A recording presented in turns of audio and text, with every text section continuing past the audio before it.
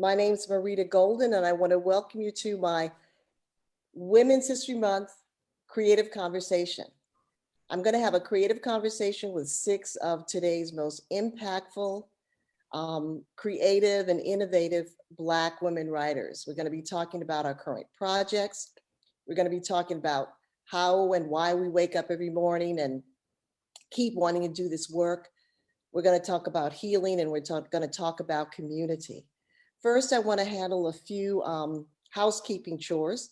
I'd like to ask everybody on Zoom to mute their mics. This is an event that is both on Facebook and on Zoom. I want you to know that on Zoom, the chat room will be where you can find information about how to reach out to us, our websites, information, classes that we're offering. And on Facebook, you'll find the same information in the comments section. So welcome again. I want to thank everybody who signed up to join us on Zoom and everybody who's on Facebook.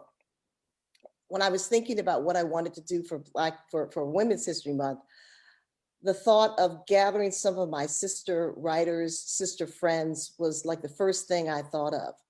And so what I'm going to do is I'm going to introduce you to these individually brilliant women. Then I'm going to talk with them for a few minutes each about their current projects, what they're working on. And then it is my hope that we'll quickly turn into a conversation between the 7 of us that will allow us to really talk honestly and openly about the creative work that we do. Athena Dixon is a poet, essayist, and editor, and she's the author of the essay collection, The Incredible Shrinking Woman. She's a Pushcart Prize and Best of the Net nominee.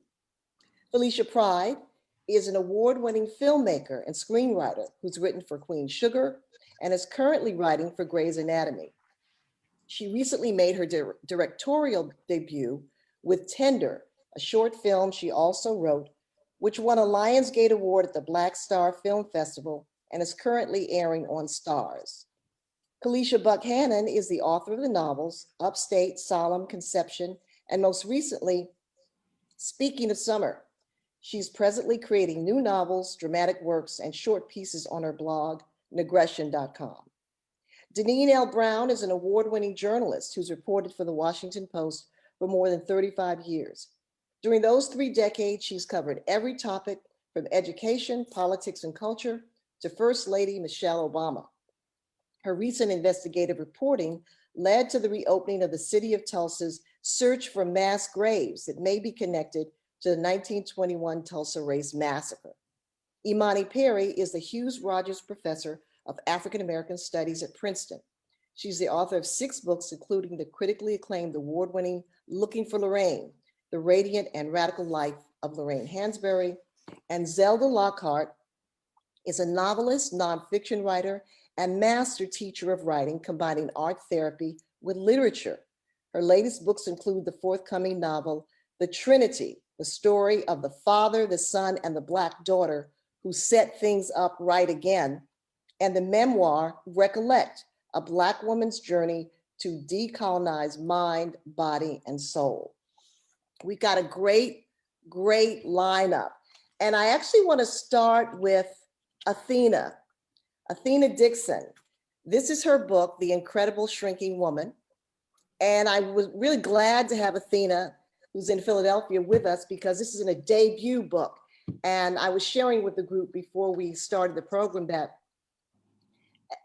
because most of us have written books, I consider we're welcoming Athena into the sisterhood.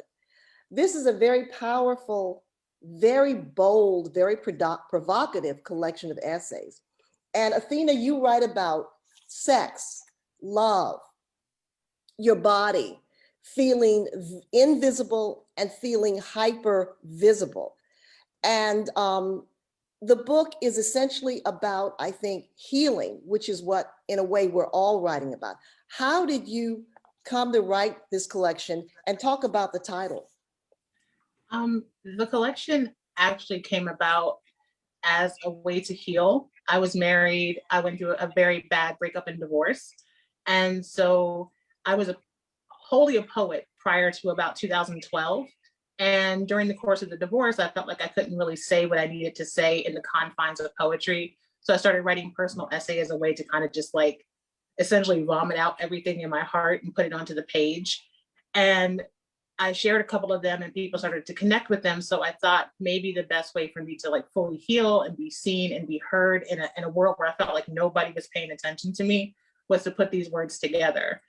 The title itself is kind of like a play on a carnival sideshow in a way. The idea of the incredible shrinking woman, like, look how small I can make myself, look how much I can shrink in order to fit into these boxes that you think I should belong in. And also look at what I've done to myself, that I put myself in some of these boxes too. So it really was a way to heal and a way to gain a voice when I felt like I didn't have one at all. That's so powerful because I know in my own work, particularly my nonfiction, I'm always writing to put my voice in the public square. And I know what you mean about healing. I just finished writing a book about the strong Black woman complex and how it endangers our physical and mental health. And that book allowed me to heal from some things that I didn't even know I needed to heal from. And I think, you know, I want to go now to Felicia because when we talked last week, Felicia, when I asked Felicia about her filmmaking and her screenwriting, you know, what's her mission? What does she want to put out there? And she said, I want to put out love, desire, sex, and health. And that immediately brought to mind your collection of essays because you're working in the same terrain.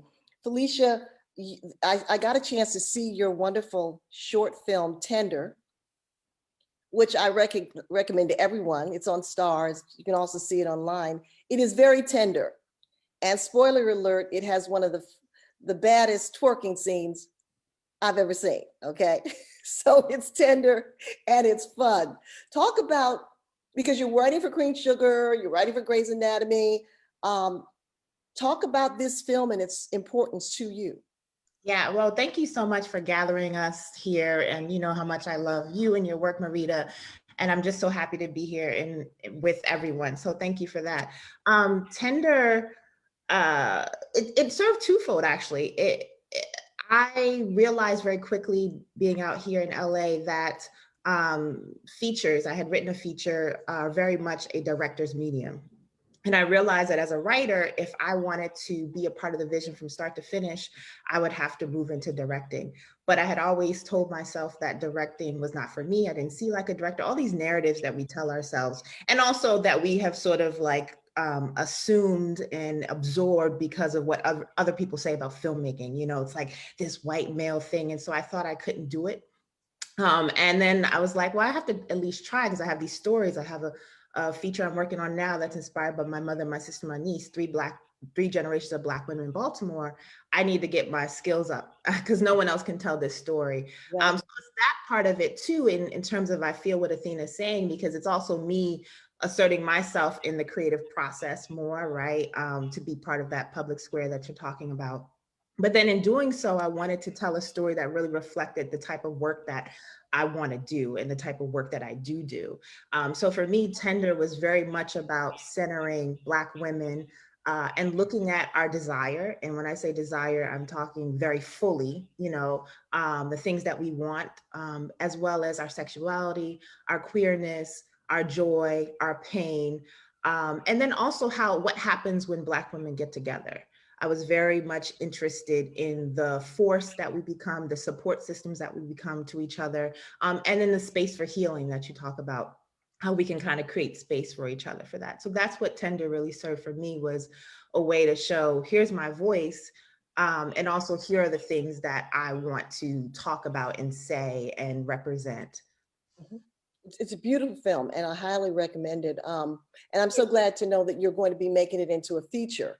Yes. So we've got the short version and we will eventually have the long version. And I'm so scared, but I'm like uplifted by y'all. So. Well, you know, I tell the writers that I work with when they're telling me, oh, I have so many ideas. I have so many things to write about. I can't choose. I said, which one scares you the most?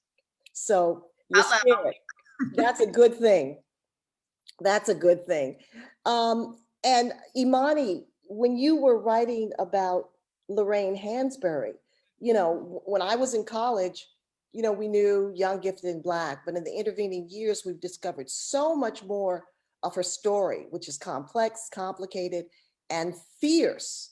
And, how did, I was telling you earlier that when I was reading your book, it healed me to know that there had been a Lorraine Hansberry in the world. So my question is, what would Lorraine do? Oh, What would Lorraine do? That's my question. So how did you come to be writing a book?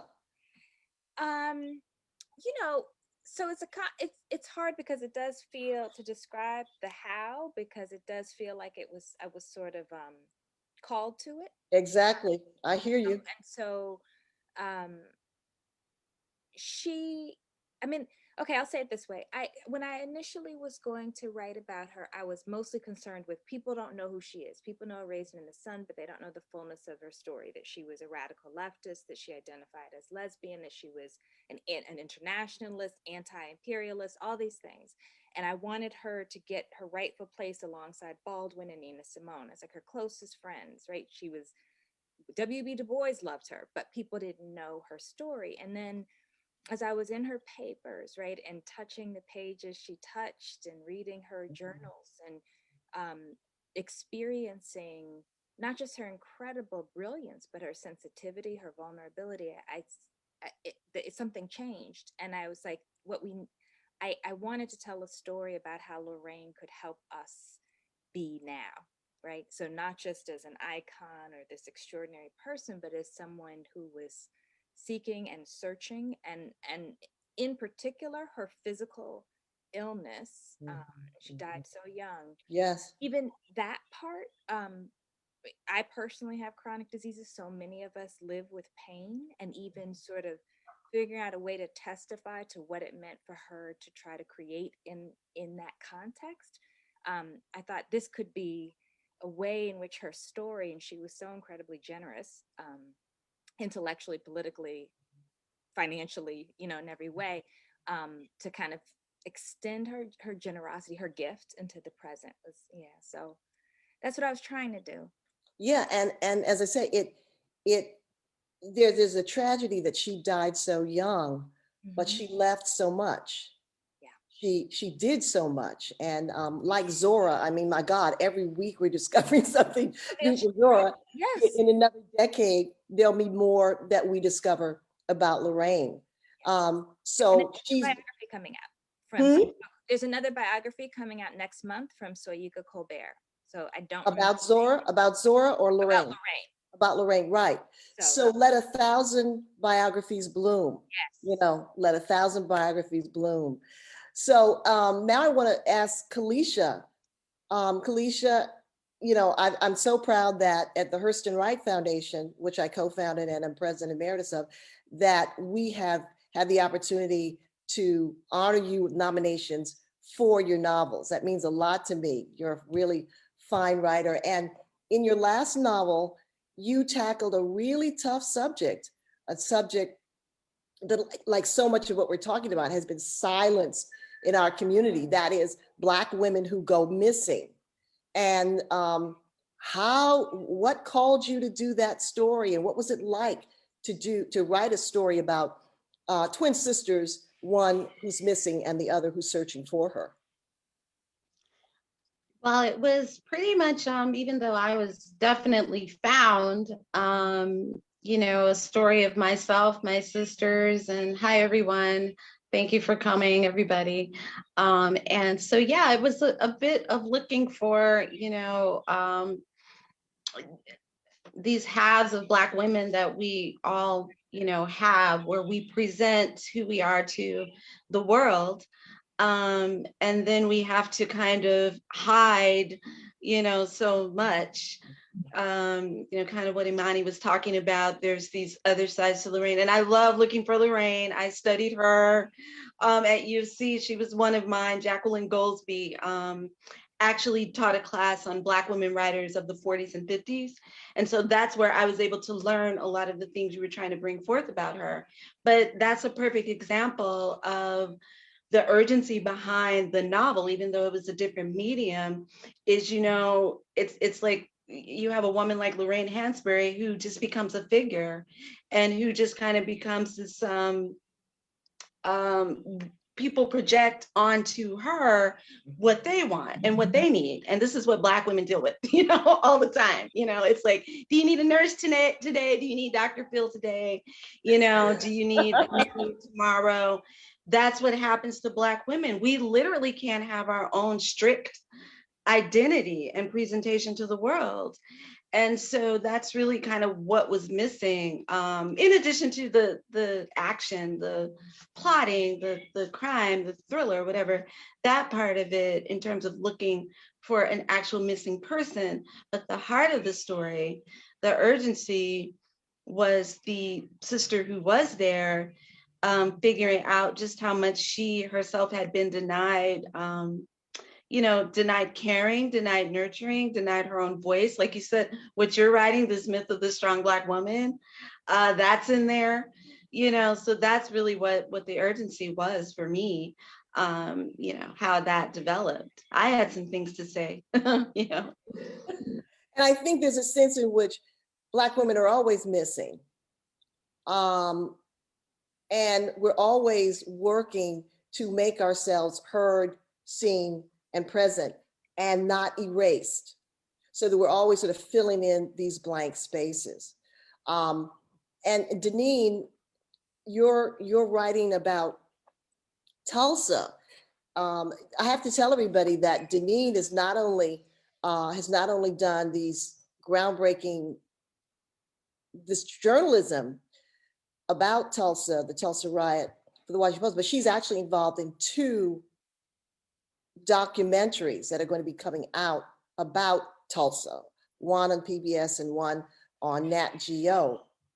But how did you, first, Danine, tell everybody what we mean by the Tulsa Riot and how you started reporting it.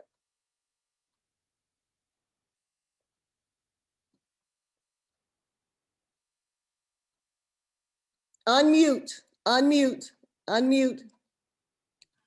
Boy, I was talking up a storm. I said, thank you so much, Marita. It's an honor to be here, and to God be the glory. The blessings are raining in with the project. So the Tulsa Race Massacre began in 1921 on May 31st. It was one of the worst incidents of racial terror committed against Black people in this country, a concentrated racial terror. It happened over 2 days after a white mob of thousands of white men, women, and children descended on the all-Black community of Greenwood, which was famous for Black Wall Street, or Booker T. Washington actually called it Negro Wall Street. So it was one of the most prosperous communities, not just Black communities, but communities in the entire country. Black people were wealthy in Greenwood. They owned, some of them owned oil wells, they owned airplanes, they were living large. And on May 31st, 1921, a white mob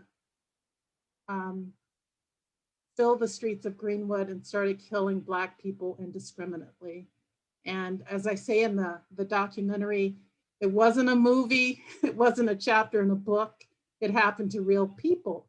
And I love telling the story about how I ended up writing about the Tulsa Race Massacre. My people are from Oklahoma. My father's people are from Oklahoma. My great-grandmother was from Tulsa. My grandmother, my paternal grandmother, is from an all-Black town called Boley, Oklahoma. So I grew up riding horses and believing my family was this family of Black cowboys. So my dad is also a descendant of a Creek freedman. So that side of the family is entrenched in Oklahoma. And I'll just say how I started working on the story. At the Post, you know, we're working on 3 or 4 stories at once. So I was assigned to cover the opening of the Peace and Justice Memorial in Montgomery, Alabama, which honors the victims of lynching. I flew to Montgomery, I interviewed Brian Stevenson. I visited this memorial, which is profound. If you haven't had a chance to go. I mean, it hits you in the face, what happened to our people. So I fly from there, Montgomery, Alabama, back to DC, to Kansas, where I'm on the board of trustees at my university. And then I drive from Lawrence 3 hours to go visit my mama in Wichita. I'm a dutiful daughter.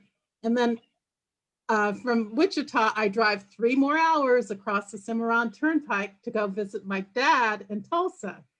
And in Tulsa, I say to my dad, I'm such a daddy's girl, I say, Dad, let's go have lunch on Black Wall Street. And I love my dad. So we go have lunch on Black Wall Street. We're having lunch at a soul food cafe right on Black Wall Street. Sweet potatoes, fried catfish, the works. And I look around and I see a minor league baseball stadium. I see a yoga shop. I see a gleaming apartment complex and a burger shop, and white people are walking through this main thoroughfare of what I know is one of the sites of one of the worst incidents of racial terror against Black people. And having living in Washington and writing about gentrification in Washington, I see the signs, right? So I fly from Tulsa back to Washington, and I'm telling my editor about my trip. And my editor, Linda Robinson, says, that's a great story. And so the Post eventually sends me back to Tulsa to report on this story. And I spend all my time in the Black community with our people, listening to the activists talk about their quest for justice now for the Tulsa Race Massacre. Great. Okay, we're church. We haven't church yet? Now, I saved you for last, Zelda, not because your name starts with a Z, but because so much of the work you do as a writer, as a teacher, is around healing. You have this training as an art therapist, and you're teaching courses that deal with writing as a way to heal trauma. But I really want to talk about your new novel, because I want to get everybody excited about it, and hopefully they can pre-order it. But the title is amazing. So tell us, what the hell is the book about? The title's amazing. Yes. Thank you, Marita. Thank you so much for hosting this. And it's just so beautiful to be here with you all and to be here with these other beautiful Black women writers, and the ways in which we can, with our voice and our force of creativity, change the course of things for generations to come, and for even the generations that have already come before us. So the Trinity, speaking of which, the Trinity is a story that really holds that multi-generational trauma that we're talking about in such a way that it started out with me trying to write a story about understanding how it is that my father, who I always saw as this little boy, when I was a little girl, I saw the little boy in him. But my father was also my abuser.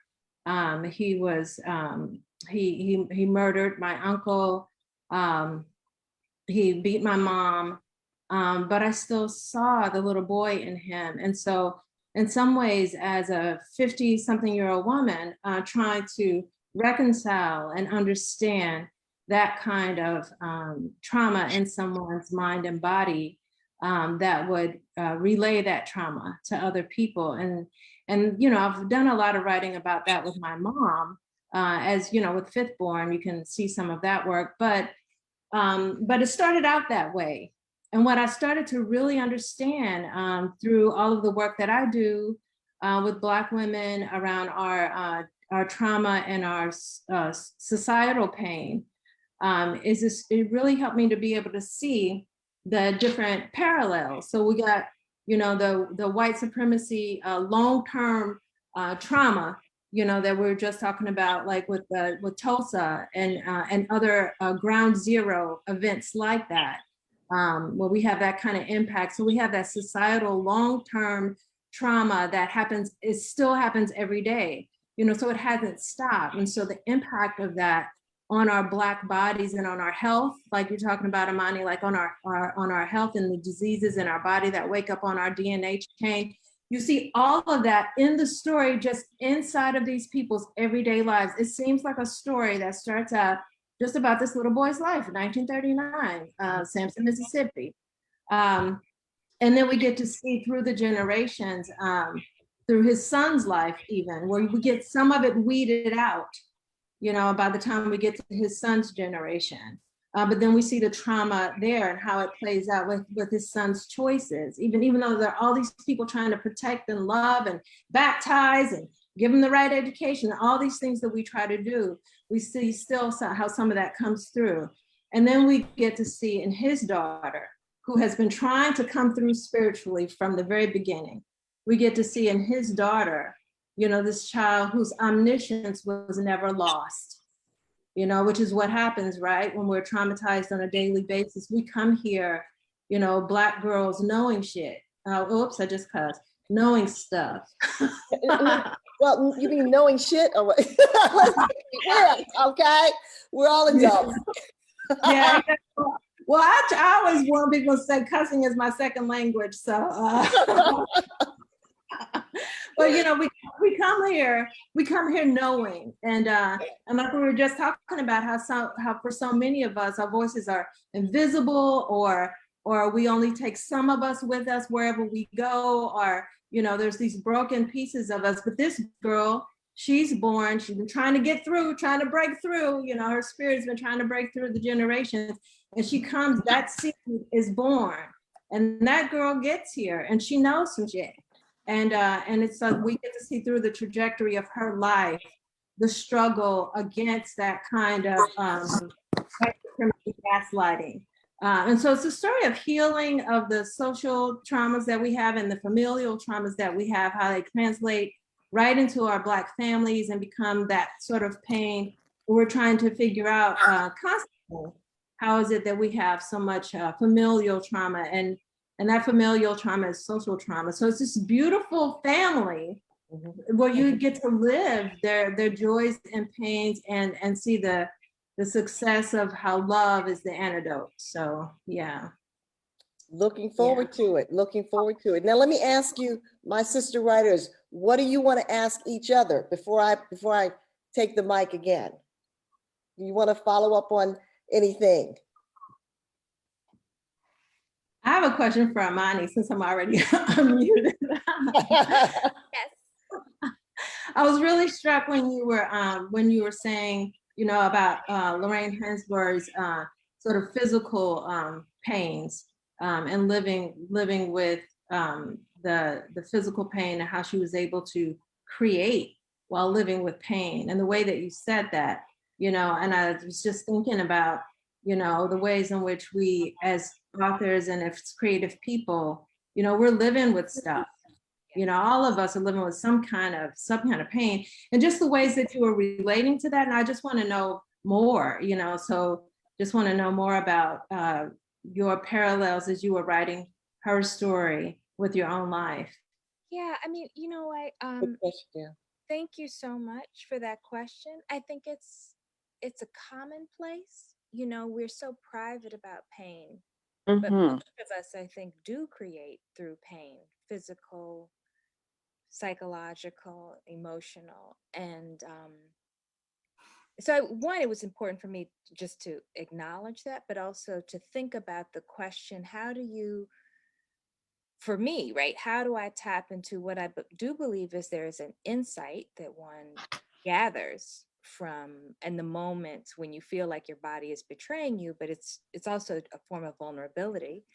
and vulnerability is important for creation, right? So how do you acknowledge that without driving yourself, without it turning into driving yourself in ways that are actually cruel or further wounding, right? Like the sense that I'm going to transcend the pain, not transcend it, but actually to work with it. So and that's been my entire adult life. I was first diagnosed with chronic illness when I was 22 years old. So over half of my life has been living with it. And all of the healing modalities are useful, but I'm also very clear that we need to stop sort of thinking that we can cure ourselves, because it actually then puts another level of burden on us, right? Strong Black woman.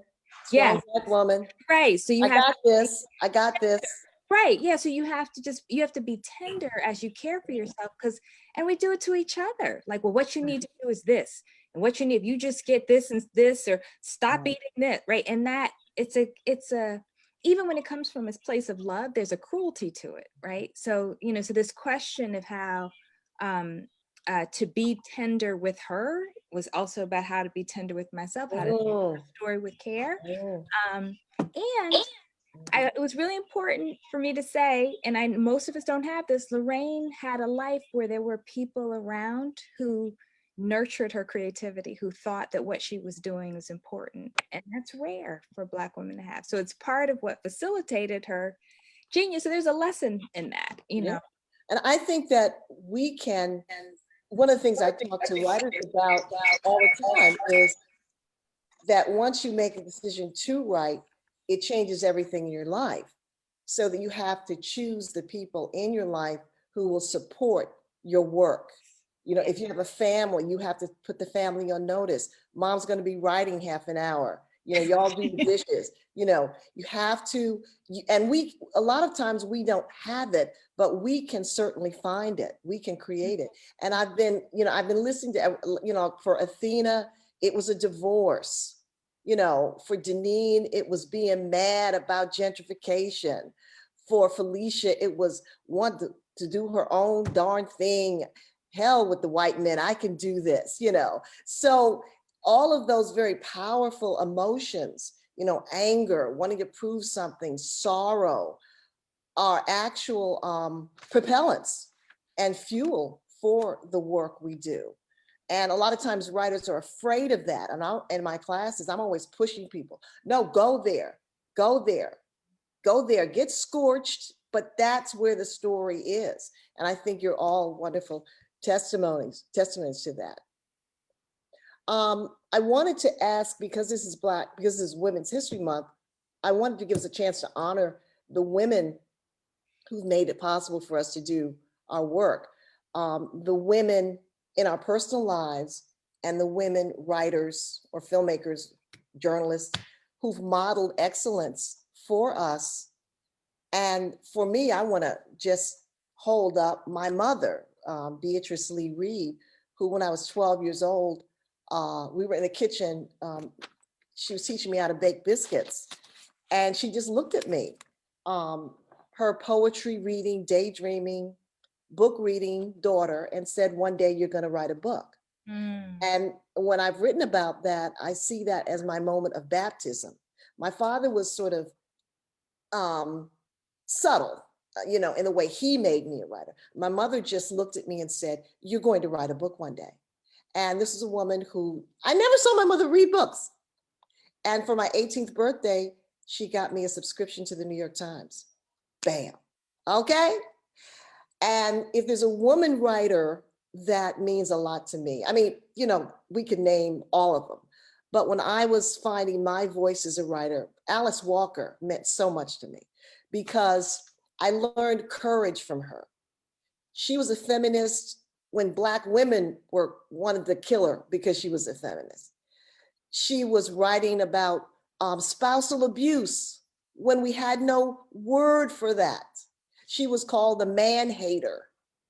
When the book Color Purple came out, she wrote about how she almost had a nervous breakdown. The hate was so extreme. Then she had the nerve to write about female genital mutilation, okay? So that she really means a lot to me because of her her courage. She just wouldn't stop. What about you, Felicia? I love that. I'm right there with you with my mother. I mean, my mother pops up on every Zoom I'm in today. She was like, oh, the registration is closed. But I say she finds out how it's gonna, because sometimes I don't even know how to get into stuff. She has been every Zoom, every panel for Tender, but she has been my biggest cheerleader of my work, and also of me being myself. I think that's big, because I think sometimes as an artist, one of the things my father used to tell me is that you frustrate yourself when you're trying to normalize yourself. Wow. Accepted all parts of me and my evolving. She just accepts it, and she's amazing. And then I would say Toni Morrison for me, for the work, but also the career change. You know what I mean? Like spending a big bulk of her career in service of other creators. I've done a lot of that myself. Right. And finally making that jump to creating your own work. She's very, very, so inspiring to me in that way. And then also just being unapologetic about writing for and about Black people is also been really, really monumental in my career. So it's Toni.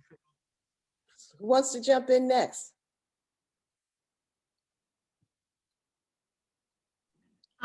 I guess for my personal life, there are two writers that kind of go hand in hand. The first is Kelly Harris Debary. She's a poet that I met in undergrad at Kent State University back in like '97. And she was the first person to ever invite me to an open mic. She was the first person who ever openly asked me to share my work. And that it set off this domino effect of opportunity, because she has never been afraid to, wherever she is on her own writing path, to stop and reach back for me. It's because of her I applied to graduate school. It's because of her I applied to go to Provincetown. It's because of her all of these writing opportunities came my way. That even as she was building her own career, she was very much like, you are good at this. I want you to have these opportunities. I want to make sure what I have, you have. Right. And so I will 100% always give her the praise, because had it not been for that one open mic invitation, I probably would have never shared anything that I wrote really with the world. She set off an amazing amount of opportunity for me. And then the second personal one is my friend Betty. She is a poet herself, but she is the first Black woman who unapologetically, no matter what, has 100% supported every single creative endeavor I've ever done. My self-published chapbooks, she bought every single one of them. When I decided I wanted to be a painter, she still has them hanging in her house 20 years later. She is the first Black woman that I knew that rebuilt her home from scratch and ran her own garden. And she was like the perfect image of like the Black female creative that I wanted to be. And then creatively, Zora Neale Hurston.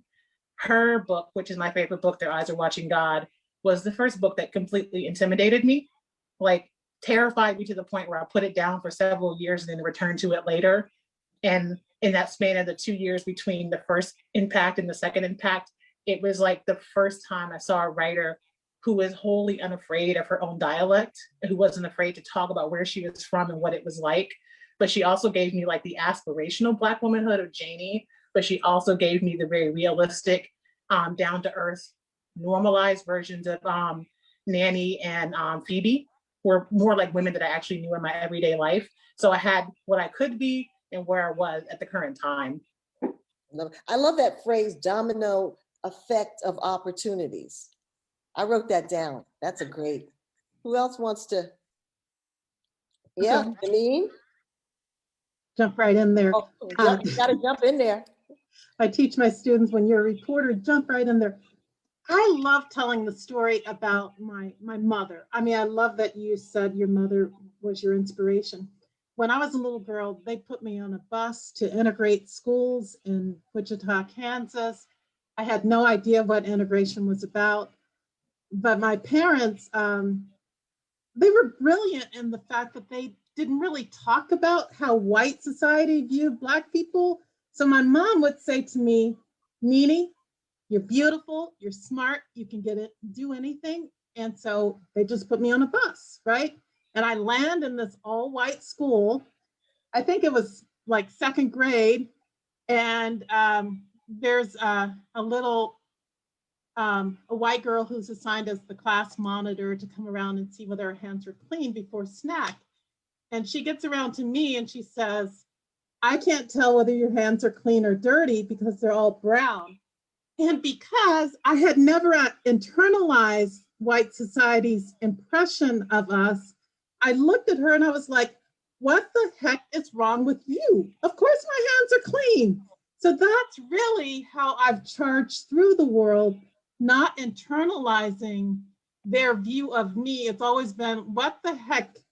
Well, it's like Zelda. It's what the F is wrong with you that you think I am this because I am not this. So I give all honor and credit to my mother. Yes, yes. Who, in fact, a couple of weeks ago, I was writing a story, magazine story, and I couldn't find any of my friends in the newsroom to read it to. So I called my mama, and she's always there for me. And I said, Mama, I'm writing this story. It's 4,000 words. Can you listen? My mom listened to me the whole afternoon. And then last week she was like, Nene, you know that story we were working on? We get paid for that? And I was like, yeah, I'm gonna send you your money. But yeah, so I love my mom. And I realized she was my first editor because Right. back in first grade when I was writing a story, she said, I read it to her, she said, why did you start in the middle? Why don't you start in the beginning? I'm like, oh, Wow. so this is a woman who's amazing. And according, you know, like other people have said, Toni Morrison, Zora Neale Hurston have influenced me.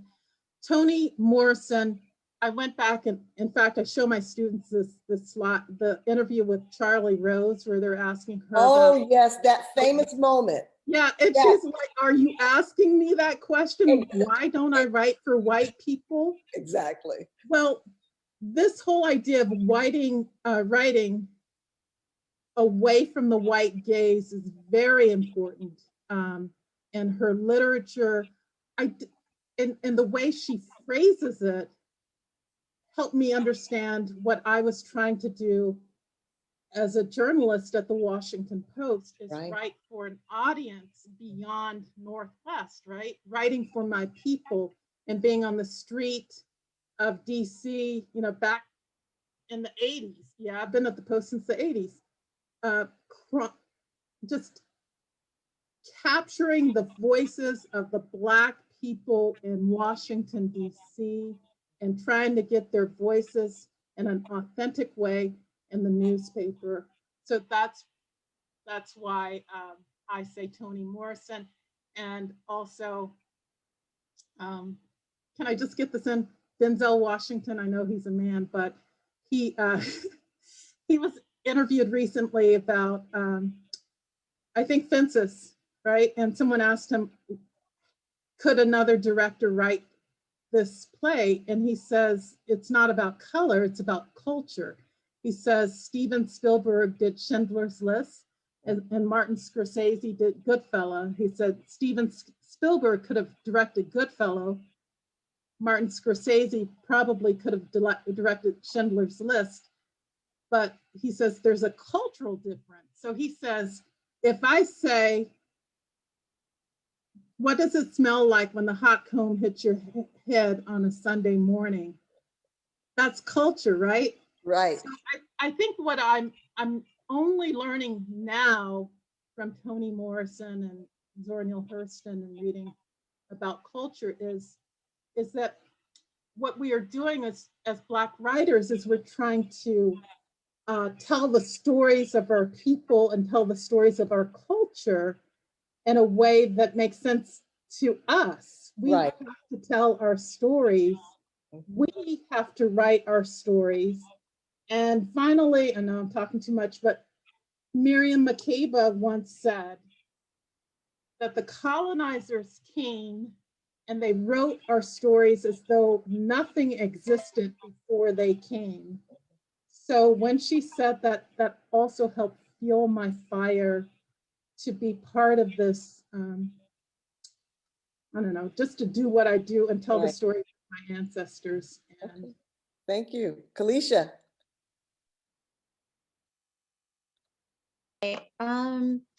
Yeah, well, for me, I definitely think, what everybody has said about their mothers, I want to add my grandmothers, of which I had a lot because my parents were teen parents. So their parents were alive, their parents were alive, at one point, great grandparents when I was first born.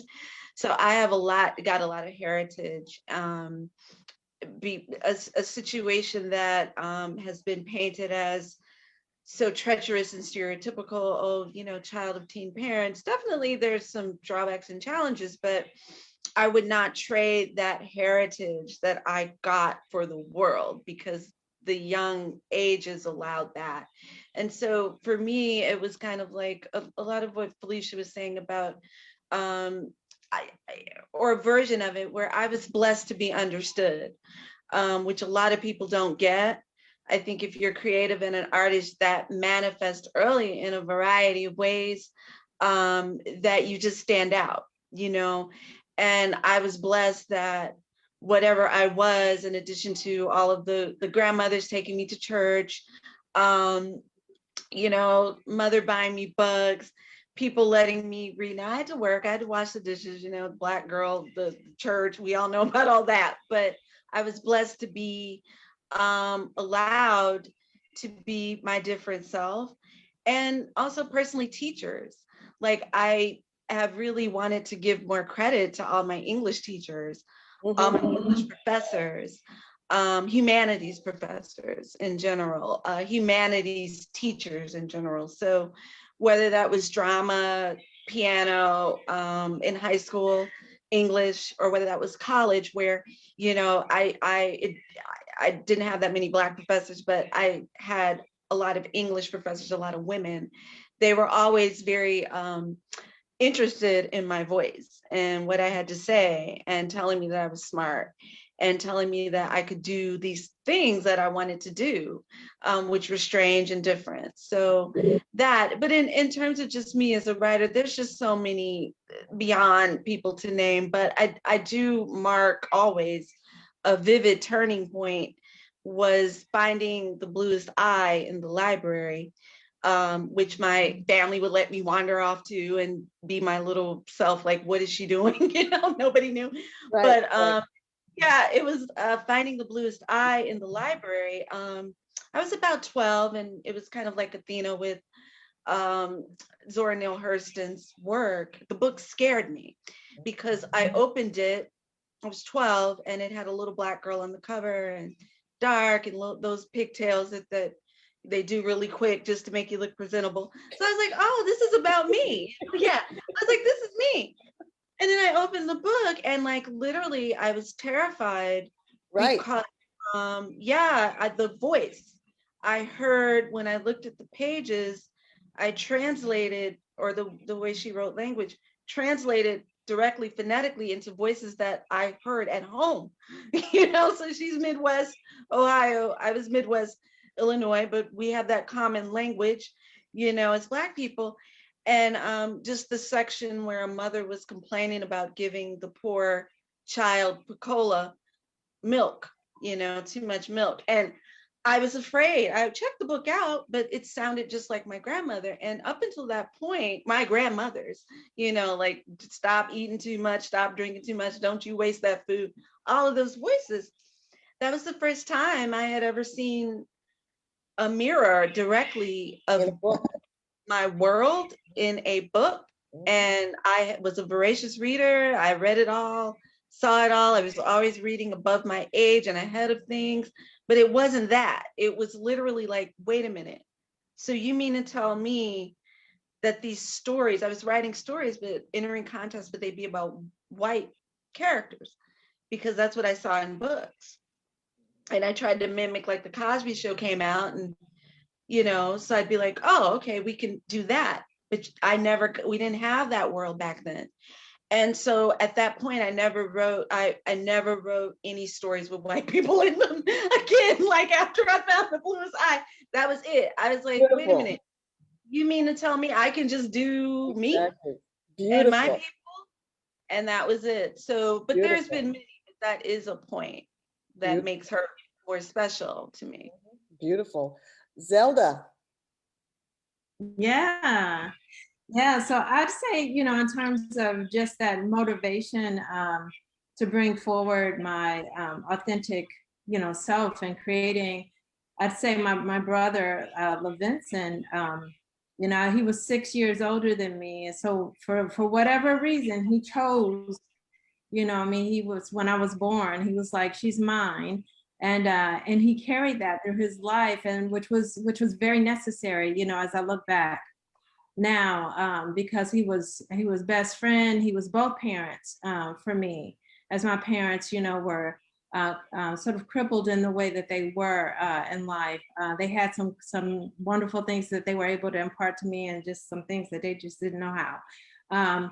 And so when I was around about 11 years old, there are things that he would notice that I just was living my life. So, you know, he taught me how to tie my shoes. He taught me how to tell time, because I was 10 years old and was embarrassed. I didn't know how to read the analog, you know, clock. I didn't know anything about that. And so when I was 11, he said, I'm taking you to the library to get a library card. I didn't read books. And he said to me, I want you to know. Now, if I was 11, you know, that makes him only 17. But the wisdom there, he said, I want you to know that the whole world and everything that you could ever question is in here, and it's free. And nobody's going to think that you're stealing anything, because everything is free. Wow. And so he got me a library card, and it opened up the world to me forever, you know. So for the rest of my life, if I was trying to make money and go to school and take care of my little baby and didn't know what I was going to do for work, and somebody said, you know, do you know how to do landscaping? I would go, yeah. And then I run to the library and read the book. But then also upon his passing, you know, he said to me that if you're living this life and you're not doing what you want to do, then you're surviving, you're not living. And that shifted everything for me as well, with some messages that he wanted to leave me with. But in terms of authors, I'd say writers, I'd say Toy Derricott, because she took up a charge in my life where I was 22, and I had, you know, full attitude at 22. So, and you don't know shit from apple butter, but you think you do. And you know, I was reading at coffee shops and stuff, and thought I was the shit, because people would be snapping and carrying on. And then she said to me one day, you know, I read a poem to her, and she said, that's clever, but you haven't written what that's really about. And I was like, excuse you? You don't know who you're talking to, because I thought I was the stuff, you know. But you know, Toy Derricott, you know, she is just a beautiful human being, and the co-founder of Kavikanam. And at the time, you know, I didn't, like I said, I didn't know who I was talking to, but she really befriended me and showed me some stuff, and tried to take me some places and show me some people and some things, and help me to study with Lucille Clifton and Galway Canal and Sharon Olds. And I mean, she opened up a world to me, and she challenged me by saying that to me, because you know, you say to a Black girl, you ain't do what you think you did, and she gonna have attitude, but she gonna try to figure out how to do what you think she need to be doing. Right. And so that opened up the authenticity in my work to really write about, for instance, the child sexual abuse in my family, when that's what that poem was about. But on the surface, it was just all this beautiful language. So it's kind of complicated to know what is this really about. But she cracked that code for me. So yeah, I'm forever grateful for her. Thank you. Thank you. Imani. Well, I would say, I mean, like everybody, first, my family, in particular, my mother, but also my grandmother. My grandmother was a domestic. My grandmother. My mother was too. Yeah. And she was my first primary caretaker. My mother was trying to have a revolution, and so I was with my grandmother a lot. And she read every day. She didn't graduate from high school. She read every day, and so I grew up in a family where reading was important. valued. And then, you know, we moved to Massachusetts for my mother to go to graduate school. My mother was reading all the time. She was in graduate school, but she also, there were, you know, we didn't have a lot, but there were no limits on the number of books I could get. And this is a period in which, you know, there's this renaissance of Black women's writing. So to go every single weekend and see more and more books, and there was also no limits on you know, what maturity level. So I'm 8 years old, and I'm, you know, I mean, it, you know, there's Paula Marshall and Polly Murray and Morrison, and so I spent really my life from age 8 forward being immersed in Black women's writing because of my mother. And that, and I'll just give two other, I mean, just two quick events. One is she took me to hear Maya Angelou read from The Heart of a Woman. And so I went up and I would, you know, get my book signed, and I was a little girl. And Maya Angelou said to me, "I noticed you were paying very careful attention." And, you know, that's, you know, it's like overwhelming. And then when I was a little bit older, my mother's friend, Quo Vadis, a poet in New Orleans who's still writing, wrote her a letter and said, "Make sure you get Imani Octavia Butler novels." And so again, so there was this, so, and for me, it really is the reading, because I thought I was going to be a mathematician, and I did not imagine being I wanted to, but I didn't feel enough courage to be a writer. But it was, so even this process, it's truly comes from the deepest love of literature, and also of Black people's stories. Yeah, and I'd say the last thing with respect to that is Margaret Walker's For My People in particular. I mean, there's so many, right? It's hard to name individuals for me, but that poem, because it encapsulates, I think, what drew me into wanting to write and feeling like I should confront my fears and do it.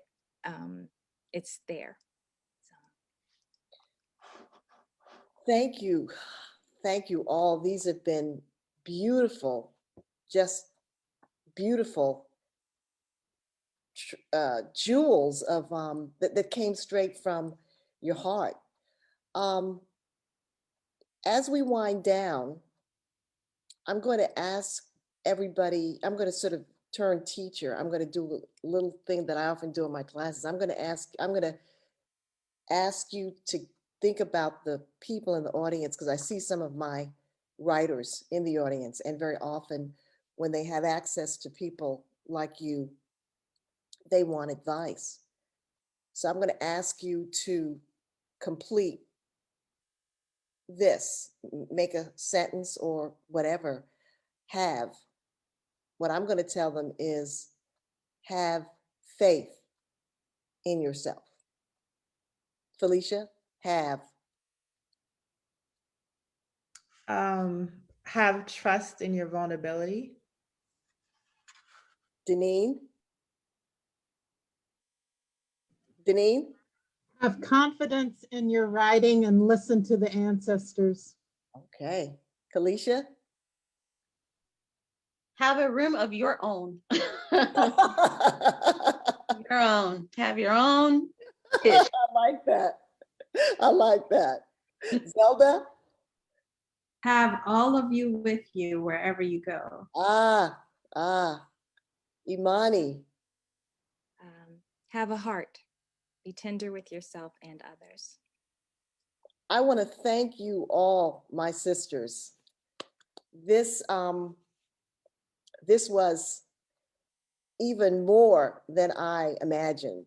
And I'm feeling very vulnerable, very tender right now, because we got to share from the heart and talk about the work we do in ways that the audience, I know, rarely hears us talk about our creativity, our process, and our lives. I want to thank you all for your tremendous generosity. And I just want to thank again the audience, those of you on Zoom, those of you on Facebook. And there's information in the comments on Facebook about how to reach out to these extraordinary women, the classes they'll be offering, workshops. And I just thank you again. This has been the second creative conversation in the series, and I'll be having another one in May with Lori Tharps. The topic then will be colorism. How far have we really come? So stay tuned for that information. My sisters, thank you so much. The audience, thank you so much. Take care.